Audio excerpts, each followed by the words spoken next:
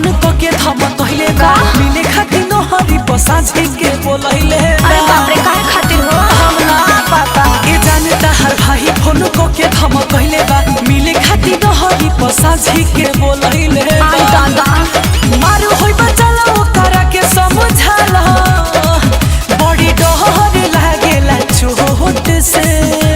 हां अरे चोट से सरकार बाटे सपोर्ट में चल शादी कइला जाओ कोर्ट में। सरकार बाटे सपोर्ट में चल शादी कइला जाओ कोर्ट में। सही में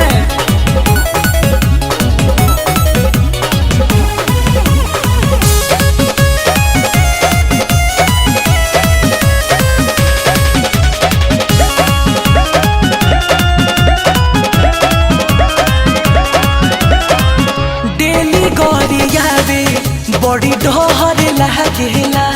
हाँ मारे के गोली निशाना साधेला।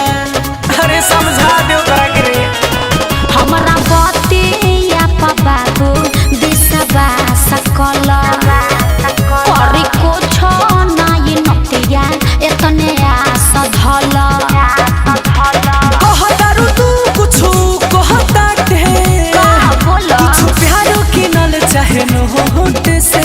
अच्छा ये बात बा अरे नोट से सरकार बाटे सपोर्ट में चल शादी कइल जाओ कोर्ट में। सरकार बाटे सपोर्ट में चल शादी कइल जाओ कोर्ट में। अरे तो हम तो ये ना चाहता नहीं शादी कइल जाओ कोर्ट में।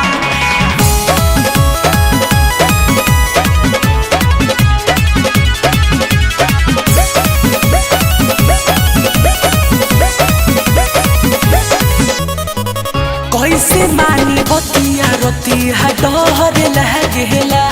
हाँ मारही के खाली सारा बतिया कहेला।